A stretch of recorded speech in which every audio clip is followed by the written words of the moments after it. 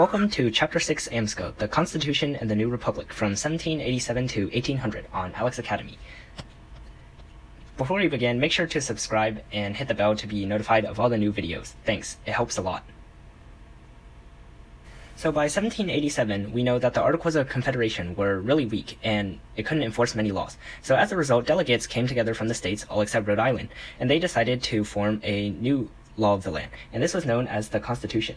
So the Constitution was really supported by people, and these people were called the Federalists. They wanted a strong federal government. On the other side, there were opponents, and these were known as Anti-Federalists. And Federalists were common along the Atlantic coast and the large cities, while Anti-Federalists were like the backcountry farmers and the settlers on the western frontier. So here we have some famous Federalists and Anti-Federalists. So over here we have all the Federalists. Right here, that's Hamilton right here. John Adams, second president. James Madison, fourth president. And John Jay, Supreme Court Justice, which we'll talk about later. And over here we have the Anti-Federalists. The most notable is Thomas Jefferson, the third president. And so what happened was these people were really debating about certain aspects of the new Constitution that we will talk about later. And so the Federalists really supported this new Constitution, so they wrote a series of Federalist papers right here. Oops, that should probably be read. And they wrote these Federalist papers. It was a collection of 85 essays. Hamilton wrote 51 of them, of course. And it was written by three people, Madison, Hamilton, and Jay. So these people all wrote the Federalist papers. Basically, it was a collection of reasons and essays for believing in the practicality of each major provision of the Constitution. So they were published one by one in newspapers around New York, and they were really just hoped to convince people to support the newly written Constitution, written right here. So the Anti-Federalists really felt a need for a Bill of Rights, or a collection of natural rights that all citizens and people in the United States are entitled to. So the Federalists didn't really care for this because they had a loose interpretation of the Constitution and felt that the Bill of Rights was already included.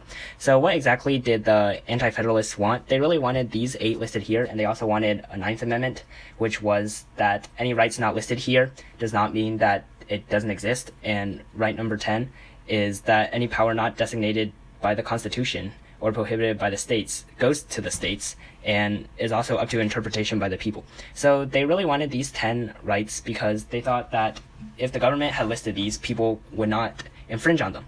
But the Federalists also thought that, well, if we list these here, some people might think these are the only rights that people have. So there was sort of this battle going on between these two groups.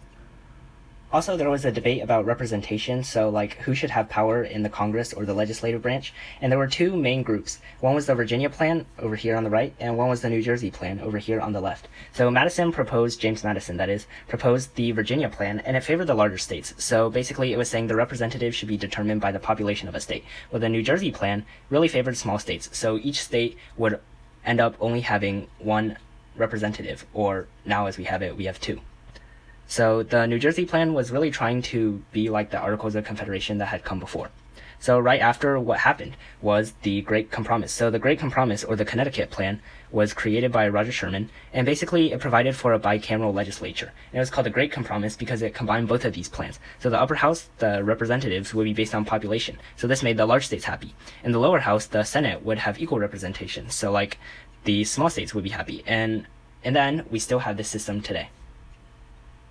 So in late 1796, when Washington was finishing up his second term, he and his Secretary of the Treasury, Alexander Hamilton, wrote a farewell to the nation. And this was high regard because he was really seen as this great leader. Basically, he made 4 points. It was 1, not to get into European affairs because Europe was in a mess right then.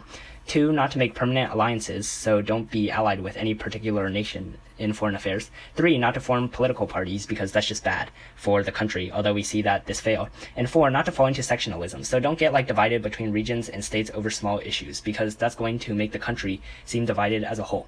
And Washington left after his second term, and this sort of set a precedent for all the presidents that came after him. So even though there was no official term limit until 1951 with the 22nd Amendment, it still showed a lot of presidents like how many terms they should actually serve.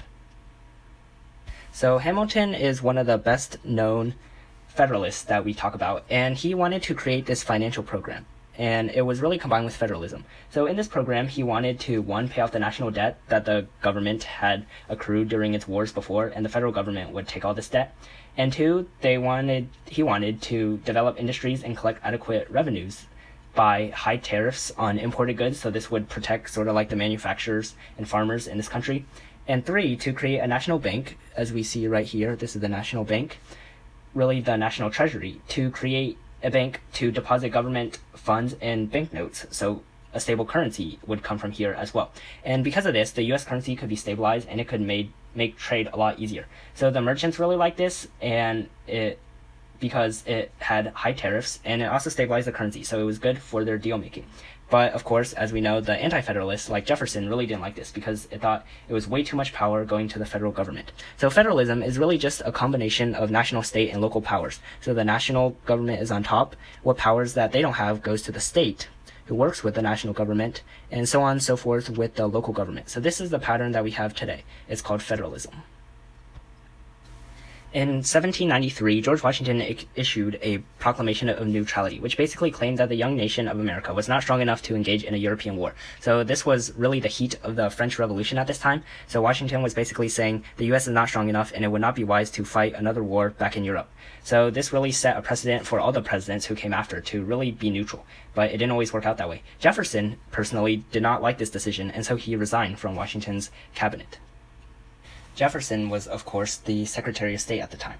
So now Jay's treaty versus Pickney's treaty. So Washington in 1794 sent Chief Justice John Jay to go talk to Britain because Britain kept seizing and searching American ships and impressing seamen or forcing seamen into the British Navy. So after a year, Jay brought back a treaty. And basically what the treaty said was that Britain would agree to evacuate its posts on the U.S. western frontier. Of course, they didn't do that after the Treaty of Paris in 1783, and basically it didn't say much about British seizures of American merchant ships. So the Senate narrowly ratified it, and it was very, very unpopular because the American supporters of France did not like it because it did not maintain Washington's policy of neutrality, but it did keep America at peace at the time. So the Pickney Treaty was definitely that Spain saw an effort coming that the United States was sort of cozying up to Britain, so they decided to take a tighter control of North America. So they wouldn't really allow the U.S. to use the Mississippi River Delta at New Orleans for trading and stuff, and they also took back sort of Florida. So what happened was Thomas Pickney, a U.S. minister to Spain, negotiated a treaty, and basically it opened the lower Mississippi River and New Orleans to American trade, but it also pushed the Florida boundary to the 31st parallel. So Spain agreed to this, and then it was really just a treaty to make sure they wouldn't get into war with Spain. Whiskey Rebellion, 1794. So Hamilton, as we talked about earlier, wanted to make up the lost revenue because the tariffs he wanted in his financial plan weren't met. So he persuaded Congress to pass extra taxes. So one was on whiskey, and this made Western Pennsylvania and farmers very mad because they felt like the U.S. government was taking too much power and forcing the Constitution on them. So the rebelling farmers didn't want to pay the tax and for their distilled surplus corn for whiskey. So rather than pay the tax, they simply defended their liberties by attacking the revenue collectors. And it seemed like it was very violent, but it actually wasn't because Washington sent his militia to go put down, and it was actually non-violent. And basically what happened, some people thought that the Federalists took too much power and the federal government had too much power in putting down this rebellion. But it also seemed pretty good because it sort of contrasted with Shays' rebellion, in which the government could actually control the people, unlike it had done before. So XYZ Affair, now John Adams is president, and basically what happened was that U.S. merchant ships were being seized by French warships and privateers now because they wouldn't join the French Revolution and stuff. And so what happened was Adams sent a delegation to try to negotiate a peaceful settlement. Well, the certain French ministers, which we only know as X, Y, and Z because we don't know their names, requested bribes to start entering into negotiations. So the delegates of America obviously were very indignant about it, and newspaper reports infuriated many Americans. So now many Americans wanted war against France. There was the slogan, "Millions for defense, but not 1 cent for tribute," basically saying, we will spend millions fighting the French, but we will not give them 1 cent just to start negotiating with them. So this was a big deal in America at the time.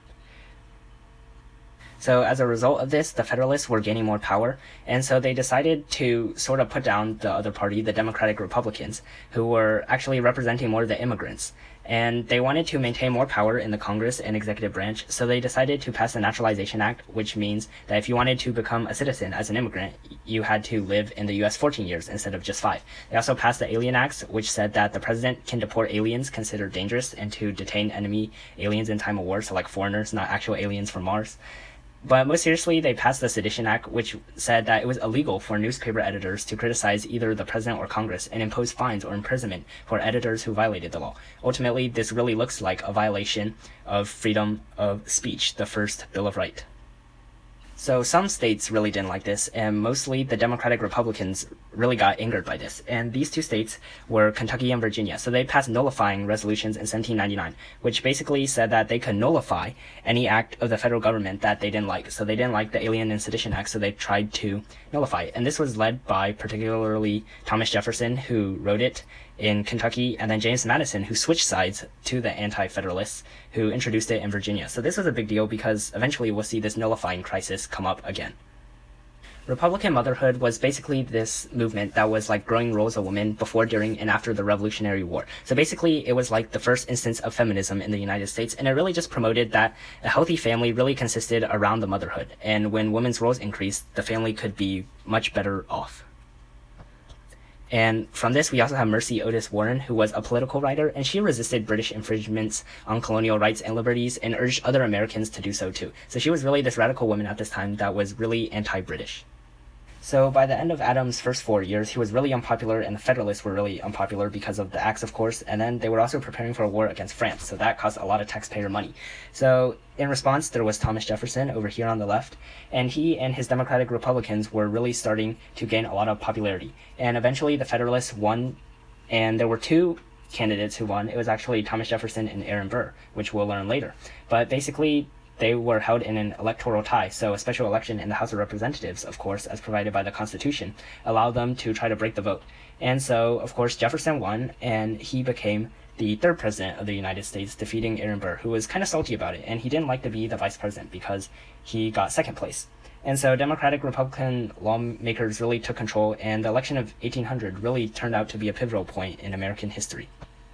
Finally, we have Chief Little Turtle. Chief Little Turtle was really just a Miami war chief who won a series of bloody victories against the local militias. This is back in the final decades of the 18th century. Basically, he was in the Ohio River Valley and Allegheny Mountains in western Pennsylvania, really fighting the western settlers. But eventually, he was destroyed, and he had to sign the Treaty of Greenville. And Ohio territory was opened up to settlement, so it really helped America. So in conclusion, this has been Chapter 6 of AMSCO US History. Thanks so much for watching. Please make sure to subscribe if you haven't already. Like, comment, share with your friends, and thanks so much. Join me next time as we continue this story of America.